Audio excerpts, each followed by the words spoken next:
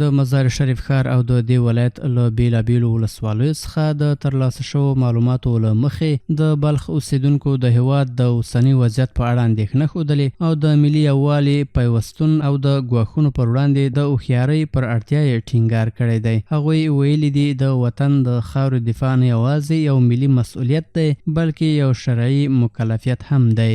یو شمېر قومي مشرانو، دیني عالمانو او ځوانانو په ولسي غونډو کې څرګنده کړه چې اسلامي ارزښتونه او د هیواد خپلواکي د افغانستان د خلکو سره کرښه ده او په دې برخه کې هیڅ ډول سستي د منلو وړ نه ده. هغوی زیاته کړه چې د هیواد د ځمکنۍ بشپړتیا ساتنه په ځانګړې توګه په اوسنیو حساسو شرایطو کې د خلکو او اړوندو ادارو ګډو هڅو ته اړتیا لري. تجاوز از هر طرفی صورت بگیره محکوم است و شدیدترین الفاظ برای هر انسان آزاده، مخصوصا برای مسلمانی که عقیده راسخ داشته باشه، دفاع مشروع و دفاع از تمامیت ارضی، از داشته های یک کشور اسلامی، یک نظام اسلامی و این دفاع ستودنی است و این دفاع واقعا ارزشمند است و مسئولیت هر شهروند است.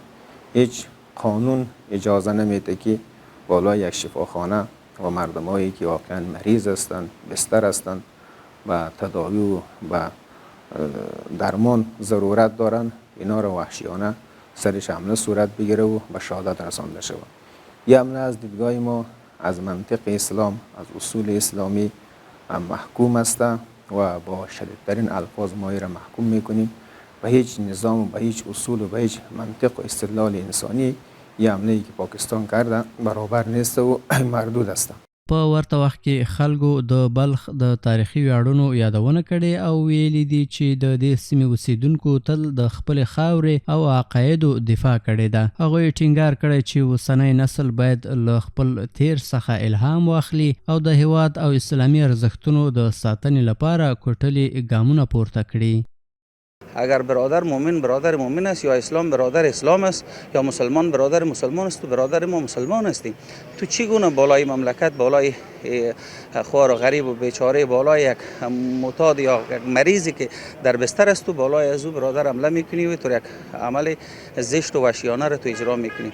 این عمل کاملا ما تقبیح میکنیم. بل خصوصا که پاکستان ته مدار اعلان دی چې بیا آینده باید یو خطه یو جنگ ونه کړي د افغانستان په باره کې. اگه بیا جنگ تکرار شو موږ راځي په سر خپل سر مو یې د افغانستان په خاک باندې. راپورونه همدارنګه ښایي چې د دې ولایت ځوانانو د امنیت د ټینګښت، د ثبات د ساتنې او د ملي حاکمیت د دفاع په برخه کې د خپل چمتووالي اعلان کړی او له ټولو خلکو یې غوښتي چې په دې لاره کې یو موټی او متحد پاتې شي. دا څرګندونې په داسې حال کې کیږي چې دیني او ملي ارزښتونه لا هم د افغانستان د خلکو ترمنځ د ټولنیز یووالي له مهمو بنسټونو څخه ګڼل کیږي.